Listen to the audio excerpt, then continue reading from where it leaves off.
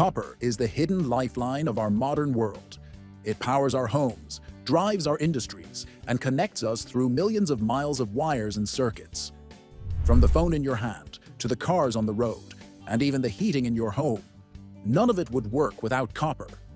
Every single day, more than 100,000 tons of this essential metal are produced. China alone consumes over 14 million tons every year. But here's the astonishing part. To produce just 1 ton of copper, miners must move nearly 200 tons of rock. But have you ever wondered how copper is made? We visited one of the largest mines in the world to uncover how one of the planet's most valuable metals is produced. This metal is present in almost every aspect of our daily lives.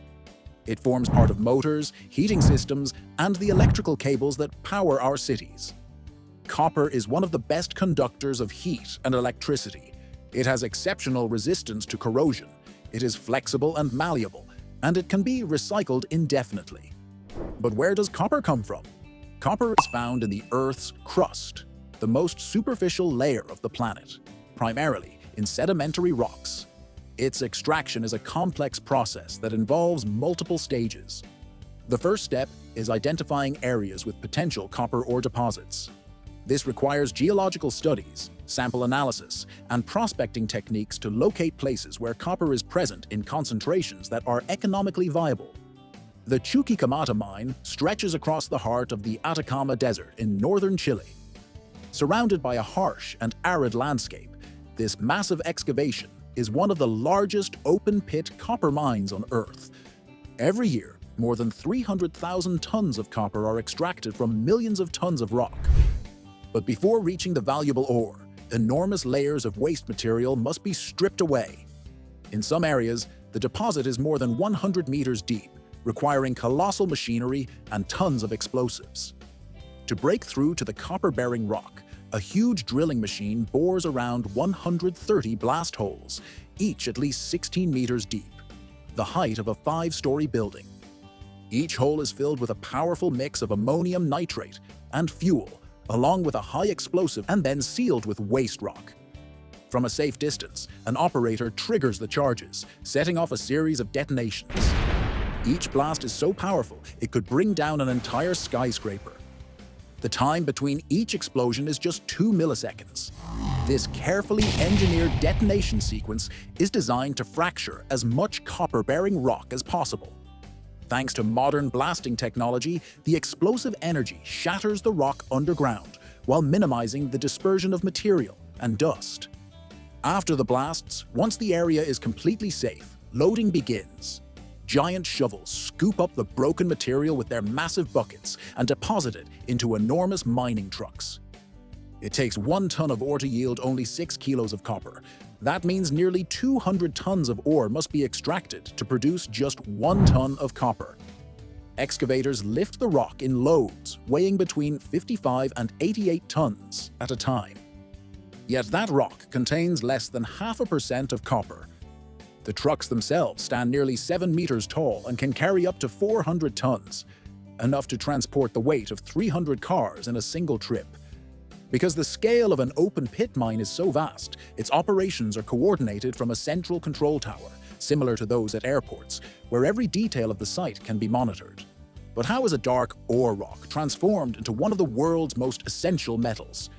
Releasing copper from ore requires different techniques depending on whether the ore is oxide or sulfide.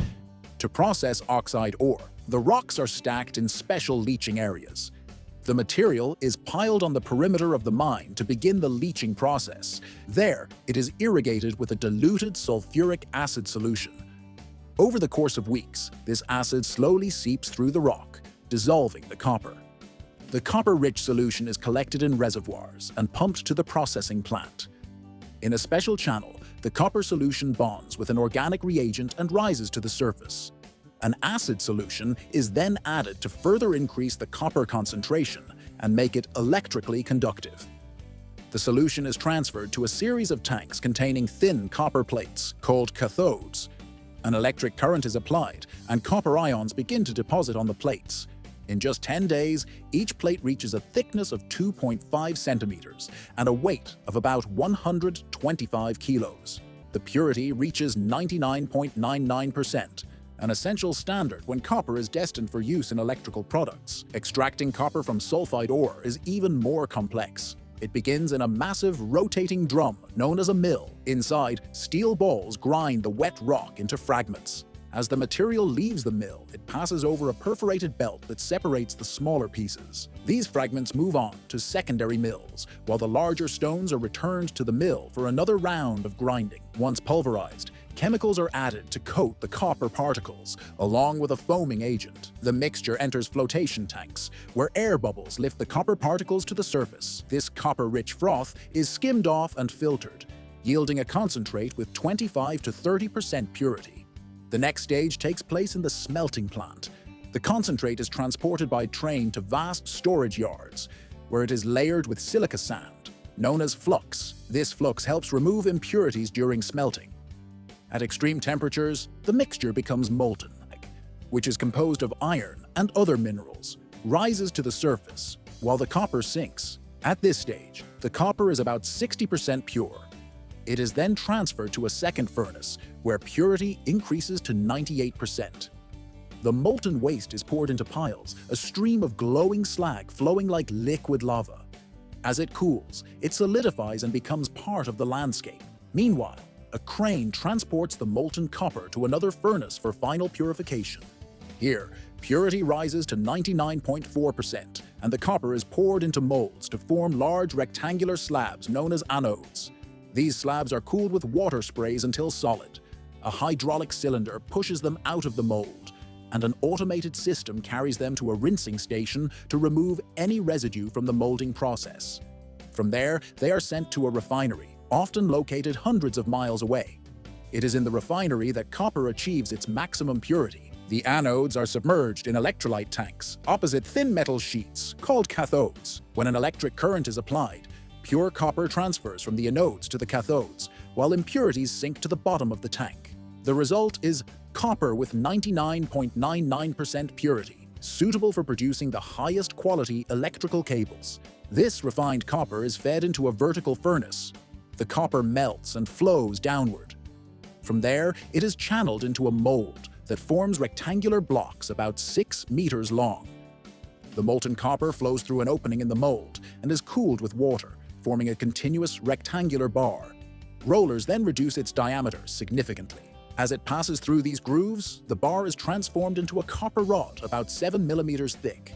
The rod exits the system and is coiled into spirals. The coils are neatly stacked onto a steel reel. A compression machine then compacts the coil, reducing its size for easier transport. This reel of pure copper will be drawn into conductive wire, ready to deliver electricity to the entire world. If you want to know how mirrors are made, watch the video on your screen. And please like the video if you enjoyed it and share it with someone who might be interested. Also, subscribe to this channel by activating the notifications to continue learning. Thanks for watching.